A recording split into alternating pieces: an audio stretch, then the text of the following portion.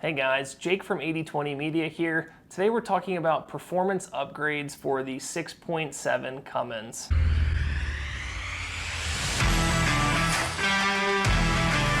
Dodge's 6.7 Cummins produces strong numbers from the factory. It initially came out producing 350 horsepower and 650 torque, but the newer 2024 models are producing 420 horsepower and 1,075 torque in their high output model. However, all of these engines surprisingly have very similar limitations from a power standpoint, and ultimately the 6.7 Cummins is probably one of the least mod-friendly diesel engines that's out there, just in the sense that it starts to get very expensive once we start talking about trying to push past just a few basic bolt-on modifications. So in this video, we're gonna go ahead and talk about what those best basic bolt-on modifications are, but I'm also gonna go ahead and talk about engine power limits and talk about those limitations that start making it really prohibitive and expensive to start pushing past those power levels. So first, let's go ahead and jump into the power limits on this engine just to explain more so what I'm talking about with its lack of mod friendliness. It's not the internals or the engine itself, it's really all of the supporting components that are around it.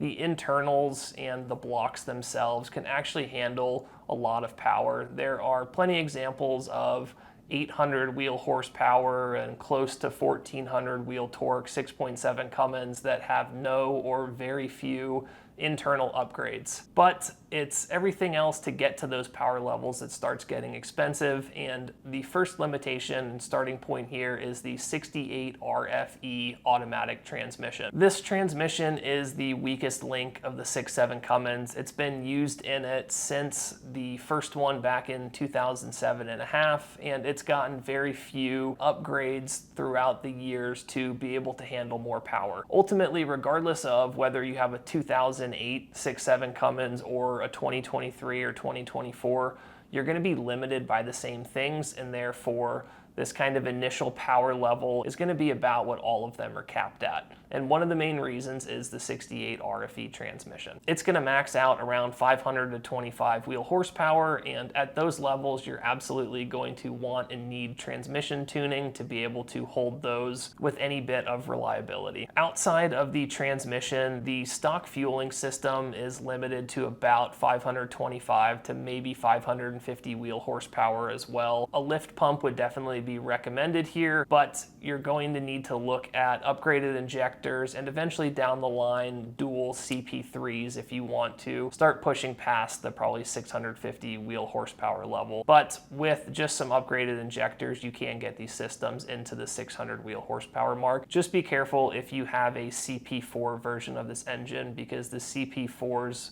actually flowed 20% less, and so they are worse from a power standpoint, but they're also terrible from a reliability standpoint. And so keep that in mind if you have a CP4 version. Fortunately, those were only around for a few years before they switched back to the CP3. Outside of fueling, the factory turbocharger is going to run out of gas at about the same 525 to maybe 550 wheel horsepower as well. Ultimately, the safe upper limit for these engines is going to be about 500 wheel horsepower.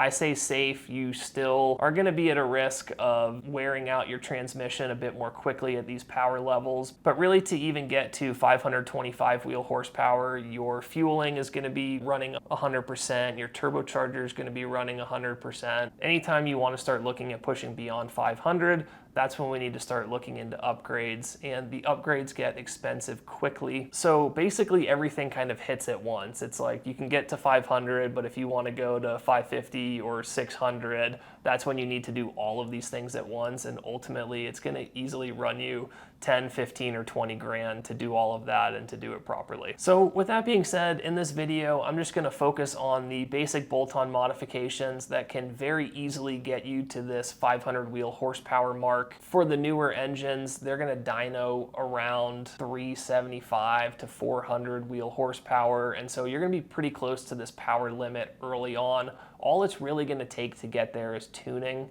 And so first on our list is, of course, tuning. This is where your big power gains are going to come at. We're not talking about a huge difference between what your car's dynoing from completely stock to 500 wheel horsepower, and so tuning alone will get you there. So everything else on this list is really to help support the tuning and to help support the turbocharger in your engine running these additional power levels. And so we have a couple different options here. If you're just looking for a simple kind of plug and play device, you're not looking at adding any crazy power gains, then my favorites are the Smarty products. The Smarty is a good kind of plug and play tuner. It probably has the best out of the box tunes, but as I mentioned, the 68 RFE is a problematic transmission, and so if you do plan on adding any amount of substantial power, then it's absolutely worth it to get transmission tuning just to help keep your transmission holding on a little bit longer. And so to do that, at that point, your best route is going to be going with something like EFI Live, getting custom tuning through EFI Live and getting transmission tuning through that as well. So with tuning out of the way, there's really only two other modifications that are going to help optimize the efficiency of your engine and your turbocharger, and also help reliability by keeping your temperatures down. And that's going to be a cold air intake, which is going to help improve the airflow. It's going to bring more air to your turbocharger, which is going to give you better throttle response. It's going to give you faster turbo spool. It's going to take a little bit of stress off of the turbocharger. Just with the turbocharger compressing more air to higher pressure levels, it's helpful to bring more air to it. And so a cold air intake will ultimately add probably 5, 10, maybe 15 wheel horsepower depending on what type of tune you're running. And then the third thing is an upgraded exhaust system. Upgrading the exhaust gets a little bit more complicated on the 6.7 because of the emissions components that are in there. I will say that the best exhaust on any turbocharged car is no exhaust, so take that as you will, but the best option to do things in an emissions compliant way is just to get an upgraded DPF back or emissions back portion of the exhaust system. I'd recommend getting a 5-inch system, and what that'll help do is help free up some of the restriction within the factory exhaust. That's going to reduce any back pressure within the exhaust system, which will help spool the turbo faster, and it'll help actually reduce some of the heat being created by the turbocharger. And so you're going to get a benefit from reliability in terms of decreased EGTs from running an upgraded exhaust system,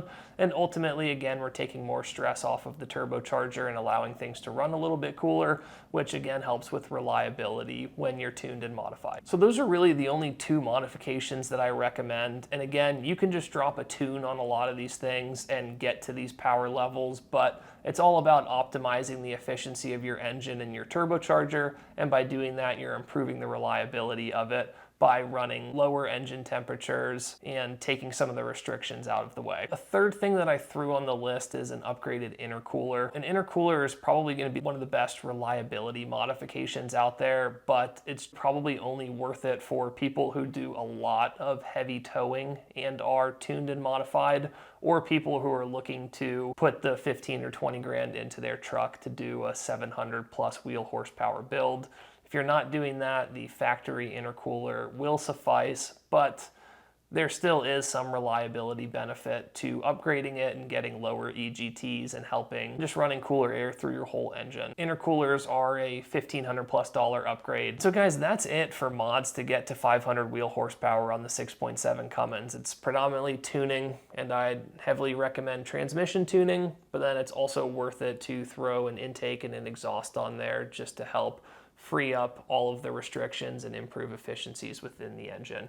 And as I mentioned, once you start trying to go beyond this 500 or maybe 525 wheel horsepower, if you really want to push everything to the max, that's when you need to at least be thinking $10,000+ in your budget to want to consider that. We'll go ahead and save some of those more advanced upgrades and modification considerations for a different video. In this video, we just want to go ahead and talk you through the basic modifications to help get you right up to those limits, because tuning, an intake, and an exhaust can all be had for less than $2,000, and it's really going to waken up your 6.7 Cummins, add a little bit of power, improve the drivability, give you faster turbo spool, better throttle response, and all of those nice things that are fun to have in addition to just having a little bit of extra power. So anyways, guys, if you appreciate this video, please click the like button, subscribe to the channel, and stay tuned for all the future videos we do on performance upgrades for the 6.7 Cummins.